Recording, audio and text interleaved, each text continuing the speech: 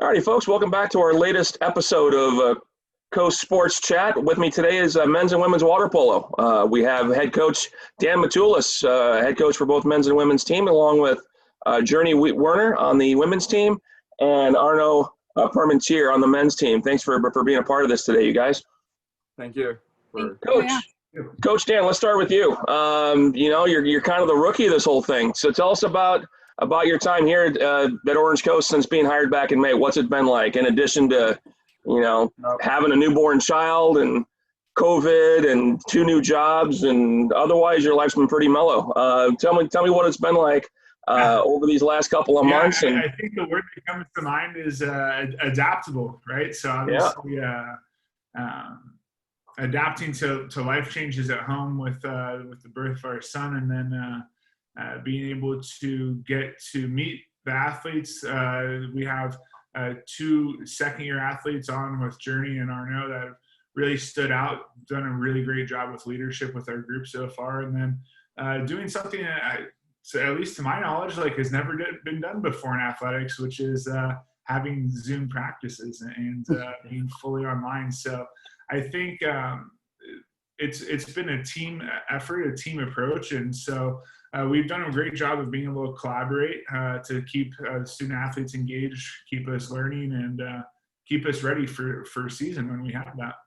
Very cool. And being a first-year coach with us here at Orange Coast, what's the foundation you want to set over the next year or two just to kind of get the platform going to where moving forward every year it's going to be like this? What are some of the biggest things you want to get started with this group and maybe moving forward? Yeah, I think setting a precedent of academic excellence as well as athletic excellence, I think is really important. We've had some unique opportunities with closures in this pandemic, in that we've had a lot of time to talk about team policies. We've had a lot of time to talk about team ethos, both the men's and the women's team. They've done a really great job of having input and having really valuable input as far as how do we want to operate as a program. And so those things are things that we're setting the foundation now it's going to build. I told both teams that you're going to have an opportunity to come back in 5-10 years and look at the things we're doing and understand that you are a part of that. So I think that this is, if we're looking for positives with this situation, with the COVID shutdown, this is a huge positive, is we have the ability to build a program. And so I think that in doing that, we're going to set the foundation for not only what we're going to need to be successful in the pool and successful in school, but ultimately help these student athletes be successful in life. So I'm really excited about that. Cool, very cool. Arnaud, first of all, in case no one's ever said it to you, welcome to our country. I hope you're loving it here in the United States. Good deal. Awesome. So tell us about your experience here in the United States. What's been some of the biggest differences between here in Belgium and I know water polo means such a global sport. I'm not surprised that we have somebody from Belgium on our team. It seems like we have an international student that comes to Orange Coast water polo almost every year. What's it been like being here in the United States, both in the water polo world and even outside it? So we practice way more here in America than what I did in Belgium. I used to practice 3-4 times a week, and here we practice twice a day. So it's like a huge difference already. I arrived on the Friday night a year ago, and on the Monday morning I practiced directly. So I had no time to acclimate here. And I directly work and study. So I had I just, in a blink of an eye, it was already at the end of the semester. We're December, and now I'm already part of a friend group here. So it was pretty easy to acclimate myself here. I love it. Oh, that's great. Good to hear. Good to hear. I can't believe you're already in the pool 2 or 3 days after landing. You're probably having jet lag up the wazoo while you're trying to swim out there. So good for you. It was hard to wake up the first morning. Yeah. I bet it was. So Journey, I'm an absolute novice when it comes to water polo. I'll be honest with you. I grew up, basketball, baseball, that kind of stuff. So as an attacker, the position that you played last year as an attacker, tell me a little bit about that position and what does it take to be dominant in that particular position. Tell me a little bit about that. Yeah, so an attacker is usually the player kind of focuses on offense specifically, kind of the one that's faster. And they're able to kind of get onto the other side of the pool a little bit quickly. They are the ones that usually take the shots or kind of assist, for the people who drive in or for the center position. And to be an attacker, it's you've got to have a sense of kind of fearlessness, not being afraid to get into the game, get the ball, steal the ball, and then having great endurance as well. Just because there is a lot of swimming involved, it can be really tiring. And then being fast, of course, like for me, counterattacking was like my specialty. And then I was usually the one that sprinted for the ball every beginning of the quarter. But it was fun. I had a great time last year. Good deal. Now, this is kind of a bonus question for you, but like how many miles of swimming do you think you guys do in the course of a practice, or even let's just do a water polo match, for example? Like how many? I mean, that's probably what, 50, 60 laps at least, even more than that, back and forth in that pool. Like it's like how many yards are we talking here? I have no clue. Does anyone? More than I've ever swum in my lifetime. How about that? Like that's crazy. Just watching you guys, I get exhausted. It's unbelievable. Coach, back to you now. Now I'm sure you've been lucky enough to compete in all different parts of the world as a national player.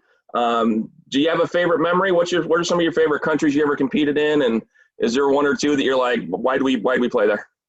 No, I think water polo, what's great about it being an international sport, you get to go to some interesting, really fun places, have some really interesting experiences. I think my favorite would be, so when I was younger, I had been on the training team with the junior national team, and I was always like number 15 on the depth chart, and they take the top 14, right? So I missed a few times, and then when I was in college, I had the opportunity to make the senior national team, made the travel team. And so my first tournament, we went to Hungary.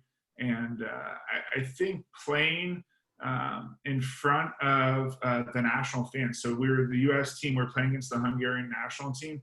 And this was not like international tournament. It wasn't for FINA or anything of that nature. It was simply a friendly match. So we're thinking like, oh, this is going to have a little bit more of a feel of a scrimmage. But we had between 5,000 and 6,000 Hungarian fans all waving their flags. And so I mean, I remember being in the pool, and as soon as they scored, the whole place erupted. And it was a culture unlike anything else. And so it was interesting to be part of a water polo experience that was so big. I remember going back to the hotel, and we watched Eurosport, which is like their version of Sports Center over there. And I got to watch myself on the highlights while I was on the TV, which in water polo, that's kind of a unique thing to do. So I think that has to be my favorite experience. Very cool, very cool. I'm setting the bar early. First time we play Golden West in our new aquatic center with those stands and that seating arrangement, we need something like that for that first one. Yes. So Golden West, if you're watching, the bar's been set. So Arnaud, back to you. Tell me a little bit about just from a cultural standpoint. Tell us what do you miss the most about Belgium? Like when was the last time you were there, and some of the biggest differences between living here and living there? I think what I miss the most is probably the nightlife over there. It's very different than here. It's yeah, so that's this, and then I miss being able to just walk around the city. Because here you got to take the car to go anywhere. Like you want to go to the beach, take the car. You want to go to the supermarket, you got to take the car. And over there you can just like walk around just in the city, just look at the houses, the architecture. It's very nice. I miss that. What part of Belgium are you from? I'm from Brussels, the capital. So right in the big city, huh? Yeah. Very cool. Good deal. Journey, tell me a little bit about your time as far as water polo. I know it's popular around Southern California. All the other high schools have them. I went to Newport Harbor, so I know we had a huge water polo following.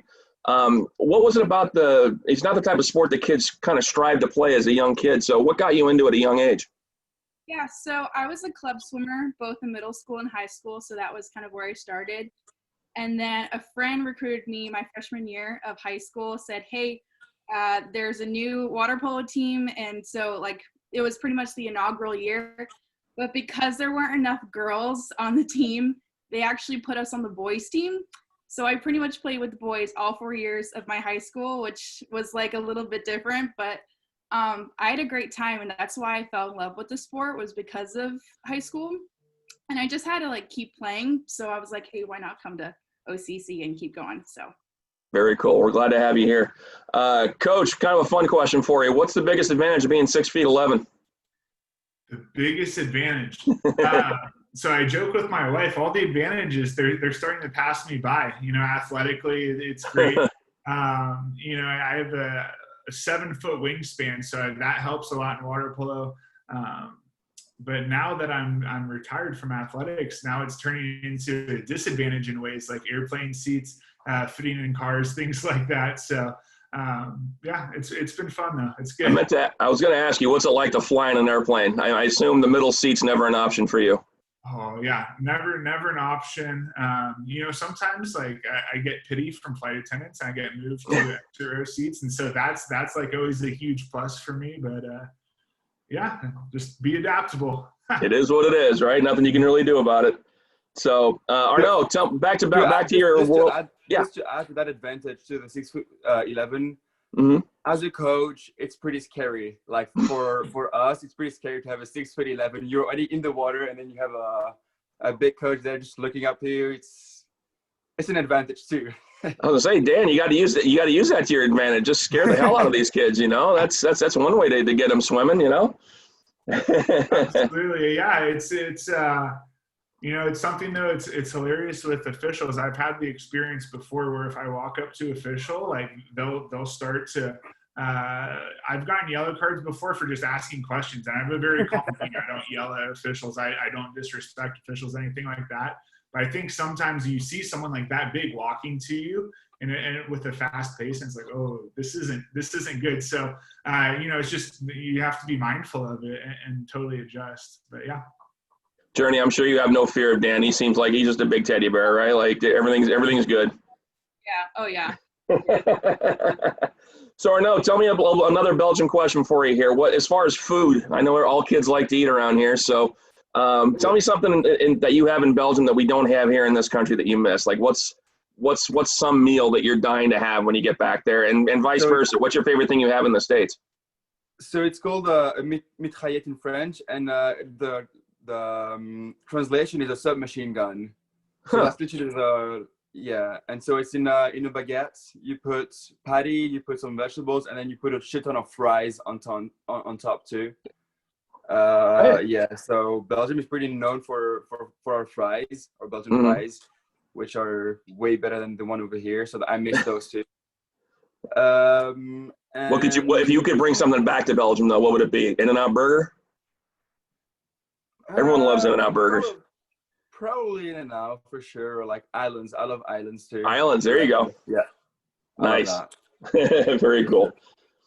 Journey, we'll end it up with you here. Tell me, you know, again, as a novice water polo fan, I keep hearing absolute horror stories about some of the things that go on underneath the water. I know that it all looks all calm and docile up top, but like I said, just the history of the sport. Does that go on in the women's match too? Like, what are some things you've experienced below the surface of the water that you can share to the world out here? Yeah, so because I play with both men and women, it's really scary to see the differences because girls are feisty, really grabby, and like because of our suits and the way that we're kind of like up to the neck, a lot of people just kind of like grab the suit, try to unzip the back, you name it, we probably had it. I've gotten kicked around, punched around a lot, so it's definitely a hard game. But like for me personally, I like to think about what my coach said back in high school, which was like, don't play dirty, play smart. And so I try to not get into as much trouble as I can. And yeah, I try to put my talents to some good use. So very good. Now, Dan, I know as a coach, you're not teaching any of these young kids anything dirty under the water. I know it's all you know, on the level. So I'm sure you'll keep these kids in a straight line for sure. It's teaching patience, I think, is the thing. I can't tell you how many times we've called a timeout or in between quarters, and then they'll come up like, look, this player scratched me or this player pulled me. And so it's, you know, it's a matter of like, okay, well, you know, we have to play, we have to beat them with the scoreboard. And so that's a speech I've made countless times. Very cool. We'll tell you what, guys, thank you so much for your time. I appreciate it. We'll be putting this up in a couple of weeks. So Journey, Arnaud, Dan, thanks again for the time, and best luck to you guys coming up in the spring. Let's hope we're back out there competing in this brand new, incredible aquatic center. Looking forward to it. Thanks, you guys. Awesome. Thank you very much. Thank you.